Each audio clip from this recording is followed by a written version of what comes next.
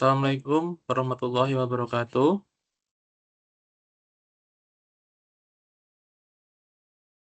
Perkenalkan, saya Rizky Pratama Putra, mahasiswa di kelas Manajemen Resiko. Pada kesempatan kali ini, saya akan mempresentasikan eh, tentang manajemen resiko perbankan.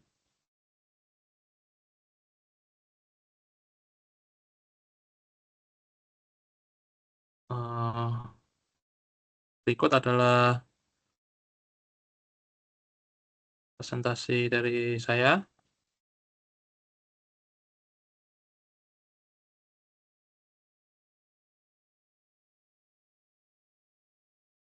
Saya tutup.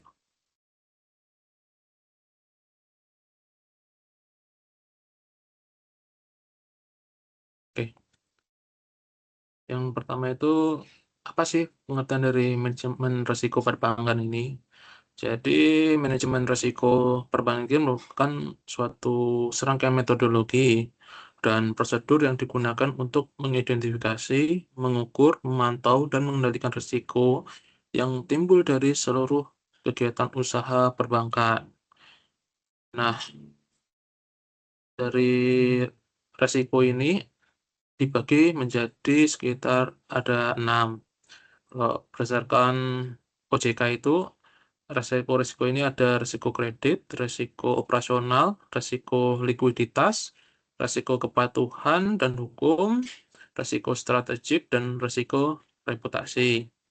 Yang pertama saya jelaskan adalah risiko kredit, di mana risiko kredit ini muncul ketika peminjamnya gagal memenuhi kewajiban pembayaran pinjaman, yang biasanya itu merupakan salah satu risiko yang umum dan terbesar yang dihadapi oleh bank. Kalau contoh kasusnya itu ada pada Bank Bali, di mana Bank Bali memberikan kredit kepada Bank Dagang Nasional Indonesia atau BDNI sebesar 508 miliar, kemudian kepada Bank Umum Nasional 200 miliar, dan Bank Tiara yang mengalami eh, kredit macet. Akibatnya Bank Bali ini merugi hingga hampir 1 triliun karena tunggakannya tidak bisa dilunasi. Nah, selanjutnya adalah resiko pasar, di mana resiko ini terjadi terkait dengan fluktuasi harga pasar dari eh, nilai yang mempunyai nilai aset dan kewajiban dari bank. Contohnya adalah di Bank Senturi yang pernah mengalami krisis likuiditas karena eksposur yang tinggi terhadap aset berisiko dan penurunan nilai investasi. Selain itu, bank tersebut juga terlibat dalam penjualan reksadana fiktif dan portofolio investasinya yang sangat tidak sehat, sehingga ketika pasar sedang volatil, eh, bank tersebut akan mengalami kerugian yang besar. Resiko yang ketiga selanjutnya yaitu resiko likuiditas. Resiko ini terjadi ketika bank tidak dapat memenuhi kewajiban jangka pendeknya karena kekurangan likuiditas. Contohnya itu masih dari bank yang sama, itu Bank Senturi, yang juga mengalami krisis likuiditas selain karena pembelian aset dan investasi fiktifnya. Bank tersebut juga eh, adanya penyelewengan dana nasabah sebesar 1,45 triliun oleh komisaris utama bank tersebut.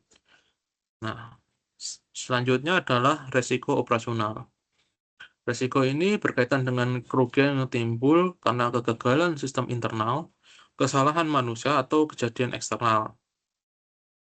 Contoh dari eh, resiko operasional ini adalah pada kasus BLBI, Bantuan Likuiditas Bank Indonesia pada krisis moneter 1998, terjadi ketika Bank Indonesia ini memberikan bantuan likuiditas kepada 48 bank, tetapi dana tersebut disalahgunakan untuk kepentingan pribadi dan kelompok tertentu. Sehingga hal ini menunjukkan adanya kelemahan dalam pengawasan internal dan manajemen risiko dari sektor perbankan itu sendiri. Selanjutnya ada resiko hukum dan kepatuhan. Risiko ini muncul ketika terjadi ketidakpatuhan terhadap peraturan dan hukum yang berlaku, yang akhirnya akan mengakibatkan sanksi atau kerugian finansial pada bank tersebut.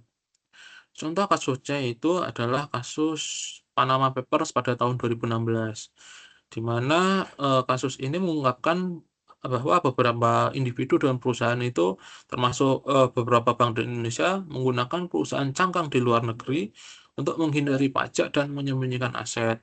Akhirnya perusahaan-perusahaan ini kan menghadapi investigasi dan tuntutan hukum di Indonesia.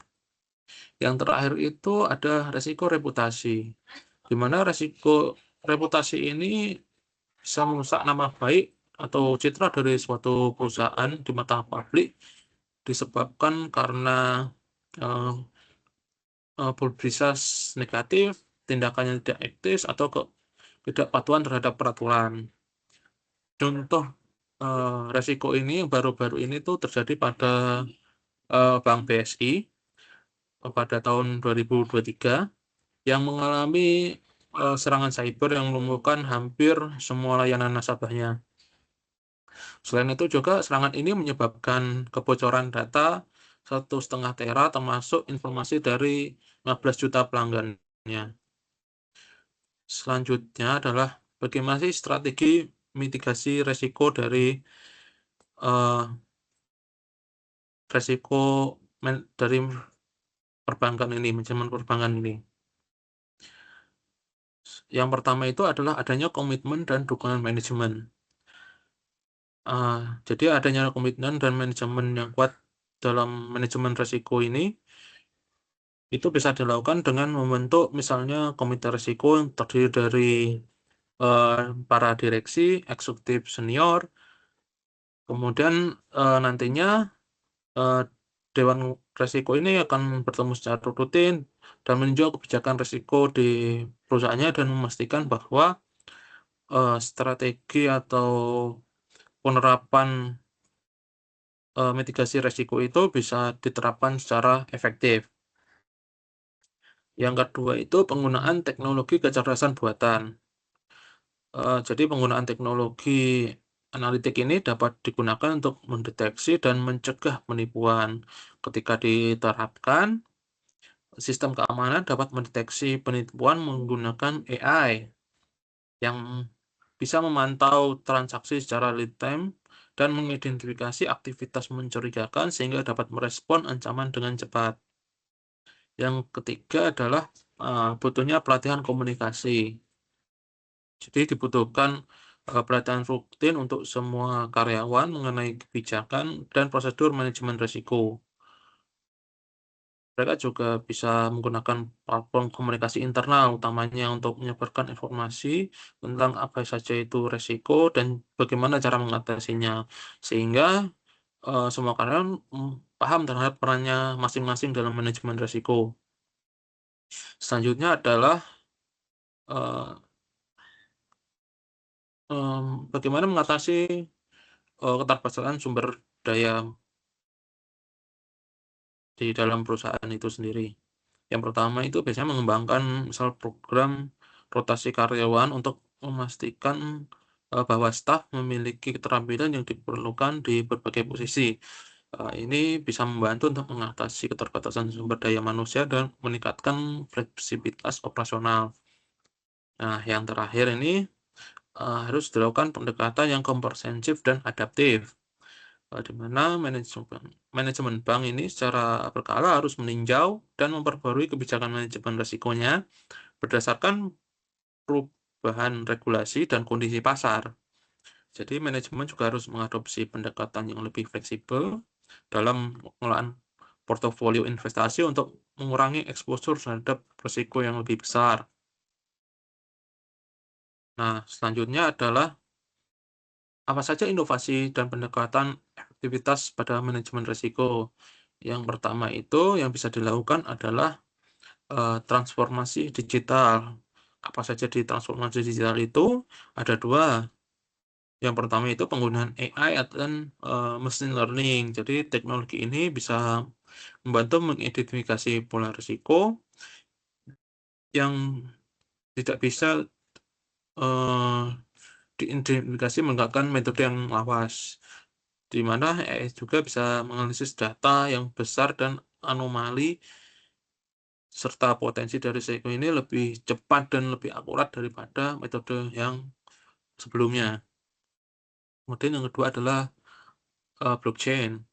Dengan menggunakan blockchain ini, bank tuh bisa meningkatkan transparansi dan keamanan data transaksinya sehingga mengurangi resiko penipuan dan juga human error, karena dalam blockchain ini semua transaksi itu bisa dilacak dari dan kemana dan digunakan untuk apa. Selanjutnya itu peningkatan keamanan cyber, di mana perlunya adanya pengembangan teknologi inklusi yang harus diperbarui. Karena dengan teknologi enkripsi yang tidak diperbarui ini bisa memberikan celah untuk hacker untuk masuk untuk mencuri data. Kedua adalah pelatihan keamanan cybernya. Jadi harus ada juga peningkatan kesadaran dan keterampilan karyawan dalam menghadapi ancaman cyber yang bisa terjadi kapan aja. Jadi tanggung jawabnya tidak hanya pada bagian IT tapi pada semua lapisan pegawai. Yang ketiga itu adanya transformasi aplikasi terkait dengan manajemen risiko, di mana aplikasi-aplikasi yang biasanya misal sebelumnya untuk offline itu dijadikan aplikasi berbasis cloud, sehingga kemungkinan aksesnya tuh real time. Sehingga ketika terjadi krisis atau apa gitu, bisa membantu bank dalam mengidentifikasi atau mengukur dan mengelola risiko dengan lebih cepat dan efektif. Yang keempat ini adanya pendekatan proaktif dari manajemen. Yang pertama itu adalah model tiga garis pertahanan atau three line defense, yaitu mengintegrasikan manajemen risiko dengan semua level organisasi. Jadi dari staf biasa sampai ke direktur. Jadi semua semua yang ada di perusahaan itu terlibat dalam manajemen risiko, sehingga semua itu mengerti dan semua paham akan perannya masing-masing. Kemudian adalah dibutuhkan analitik tingkat lanjut untuk memprediksi dan untuk membantu mitigasi risiko. Jadi bisa untuk membuat simulasi dan stress testing untuk beberapa kondisi yang pasar. Dan yang terakhir itu butuhnya kolaborasi dan kemitraan. Selain memperbaiki dari dalam, perusahaan juga harus bekerja sama dengan perusahaan lain, terutama untuk dalam hal ini kan perbankan, berarti dia harus bekerja sama dengan perusahaan fintech. Sehingga untuk mengadopsi teknologi baru dan juga untuk meningkatkan manajemen risiko, seperti bagaimana sih meningkatkan solusi pembayaran yang lebih aman dan juga bagaimana mendeteksi fraud, sehingga teknologinya akan semakin canggih, mudah, dan reliable.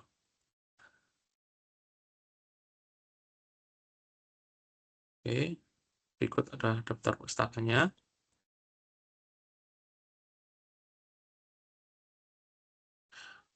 Berikut adalah penjelasan dari saya.